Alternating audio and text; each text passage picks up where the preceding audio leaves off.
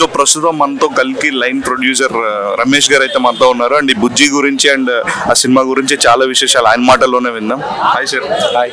First of all ఈ సినిమాకి plus అంటే విఎఫ్ఎక్స్ అని చెప్పుకోవచ్చు అండ్ చాలా మంచి రెస్పాన్స్ వస్తుంది all over India and pan India wise కూడా మంచి రీచ్ వచ్చింది. ఎలా అనిపిస్తుంది? విఎఫ్ఎక్స్ కన్నా ముందు కాస్టింగ్ అనుకుంటా. యా ఆబ్వియస్లీ కాస్టింగ్ డెఫినెట్లీ ఒక గేమ్ చేంజర్ అని చెప్పుకోవచ్చు casting wise. And it's healthy thing also like Hollywood and Bollywood and Tollywood రెండు మిక్సప్ అయ్యి ఒక టాప్ లెవెల్ ఇండియన్ సినిమా తీసుకెళ్ళడం కూడా పాజిటివే. అండ్ ఇలాంటి సినిమాలు ఇంకా వస్తాయని మేము అనుకుంటున్నాం. సార్ డెఫినెట్గా సార్ ఇప్పుడు మన బాహుబలి రిలీజ్ అయినప్పుడు ఒక మన టీఎఫ్ఐ రేంజ్ ఏంటనేది మన ఇండియా వైడ్ తెలిసింది. అండ్ నెక్స్ట్ ఇప్పుడు ఈ సినిమాతో మన టీఎఫ్ఐ ఒక తెలుగు ఫిల్మ్ ఇండస్ట్రీ ఒక తెలుగు ఫిల్మ్ మేకర్ వచ్చి ఆల్ ఓవర్ ఇంటర్నేషనల్ స్టాండర్డ్స్తో ఒక ఫిల్మ్ తీసుకున్నారు. అండ్ ఎలా ఉంటుంది సార్ మన నాగేశ్వన్ గారితో మీ జర్నీ గురించి? అండ్ ఎలా ఉంటుంది? మా నాగి సార్ ఎలా ఉంటారంటే సెట్స్లో చాలా సైలెంట్గా ఉంటారు, చాలా కామ్గా ఉంటారు. అండ్ బట్ ఒకటైతే ఆయన ఎంత సైలెంట్గా ఉంటారో ఎంత పద్ధతిగా పని చేయించుకుంటారో ఆయనకి కావాల్సింది ఏదైతే అనుకుంటారో అది వచ్చేదాకా చేయించుకుంటూనే ఉంటారు. ఇది మాత్రం క్లారిటీ. అందుకని ఈరోజు మీకు అవుట్పుట్ ఇంత క్లీన్గా వచ్చింది. సార్ ఇప్పుడు కొన్ని షార్ట్స్ లో ప్రభాస్ గారు అయితే ఎక్స్ట్రాడినరీగా కనిపించున్నారు. అండ్ ఎట్లా సార్ లైక్ ఎలా అంటే హోంవర్క్ ఉండేది సెట్స్ లో ఎలా ఉండేది ఆయన ఇంటరాక్షన్ కానీ ఎట్లా అంటే ప్రభాస్ గారు అండ్ నాగి గారు మధ్య బాండింగ్ కానీ ఆయన డైరెక్షన్ అంటే is a huge super star ఆయన డైరెక్ట్ చేసేటప్పుడు ఎట్లా ఉండేది? సో నాగి సార్ ప్రభాస్ సార్తో ఎలా ఉంటుందంటే లైక్ మోర్ దెన్ ఫ్రెండ్స్ అనమాట. సో నాగి సార్కి ఎలా ఉంటుందంటే అంటే లైక్ నేను ఒక డైరెక్టర్ని లేదంటే ఆయన ఒక యాక్టరు అని ఇలా అనేం కాకుండా ఆయన ఇప్పుడు సెట్స్లో డైరెక్టర్ లాగా ఉండరు. లైక్ ఎలా అంటే ఎక్కడ పడితే అక్కడ కూర్చుని పోతారు, ఎక్కడ పడితే అక్కడ తినేస్తారు. చాలా కామన్ పీపుల్, చాలా చాలా చాలా చాలా కామన్ పర్సన్.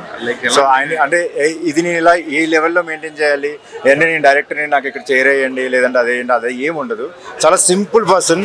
అండ్ తనకి ఎలా కావాలి ఏంటి అనేది షార్ట్కి ముందు వెళ్ళి ప్రభాస్ గారితో కానీ బచ్చన్ సార్తో కానీ నీల్ డౌన్ మీద కూర్చొని కూడా ఎక్స్ప్లెయిన్ చేసిన రోజులు నాకు చాలా ఉన్నాయి.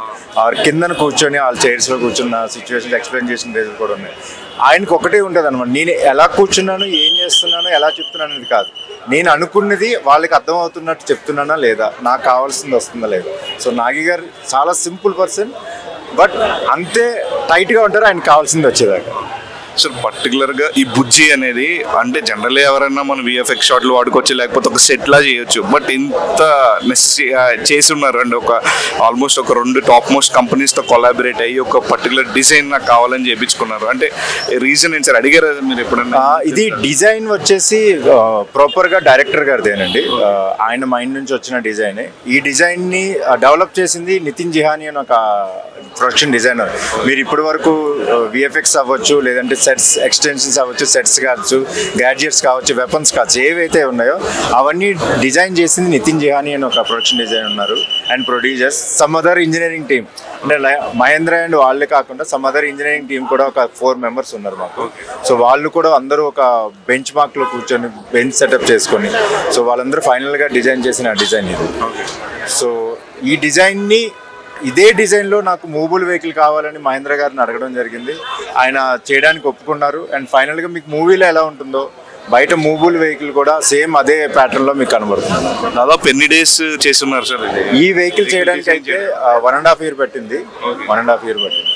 అండ్ ఎంత బడ్జెట్ అయింది అన్న రివీల్ చేయడానికి? దీనికి అయితే 7 years అయింది. 7 years ఓన్లీ ఫర్ అంటే బేసికలీ ఇది ప్రోటోటైప్ కదా. సో మనకి ఏంటంటే ఫస్ట్ టైం చేసేటప్పటికి చాలా మైనస్లు ఉంటాయి ప్లస్లు ఉంటాయి. సో అవన్నీ రెక్టిఫై చేసుకొని డిజైన్ వైజ్ ఇప్పుడు మనకి నాగి గారికి ఏంటంటే మూవీలో బుజ్జి ఎలా ఉందో బయట మూవీలు వెహికల్ కూడా సేమ్ అలాగే కావాలి. సో దాంట్లో కాంప్రమైజ్ లేదు. సో ఆ కాంప్రమైజ్ లేనప్పుడు టెక్నికల్గా అండ్ మెకానికల్గా కొన్ని పాయింట్స్ రేజ్ అవుతాయి. సో ఆ రేజ్ అవన్నీ చేయడానికి కూడా మనకు అంత టైం పడుతుంది. And it's proper electrical vehicle. Sir అంటే ఒకేసారి ఫైనల్ అవుట్పుట్ ఒకసారి ఓకే చేసి ఉన్నారు సార్ లేకపోతే డిఫరెంట్ ఏమైనా చేంజెస్ చెప్పి మార్చడం కానీ ఫస్ట్ అనుకున్నది వేరేగా రావడం అదే వెహికల్ సార్? సో అది ఈ 2019 నుంచి ఈ వెహికల్ డిజైన్ ప్రాసెస్ జరుగుతూనే ఉంది. లాట్ ఆఫ్ డిజైన్స్ ప్లాన్ చేసుకున్నారు.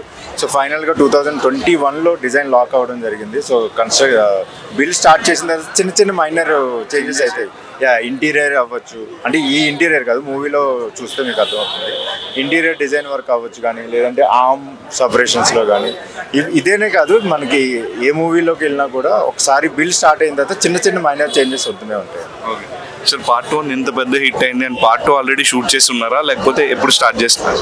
అది తెలీదు, నాకు తెలియదు. అసలు స్టార్ట్ చేశారా సార్ ఎనీథింగ్? అంటే లిటిల్ బిట్ జరిగింది, బట్ దాని తర్వాత ఎప్పుడైతే పార్ట్ 1 పార్ట్ 2 అనుకున్నారో, సో పార్ట్ 2ని అసలు మనం టచ్ చేయలేదు. ఓన్లీ పార్ట్ 2 వరకే డైరెక్టర్ గారు కాన్సన్ట్రేషన్ చేసి కంప్లీట్ చేయలేదు. So all the best sir. చూశారు కదా, ఇది బుజ్జి వెహికల్ గురించి ఆయన మాటల్లో. అండ్ సినిమా కూడా ఇంకా ఎవరో చూడని వాళ్ళు ఉంటే వెళ్ళి థియేటర్స్లో చూడండి. And all the very best to entire team of కల్కి 2898 AD. Thank you.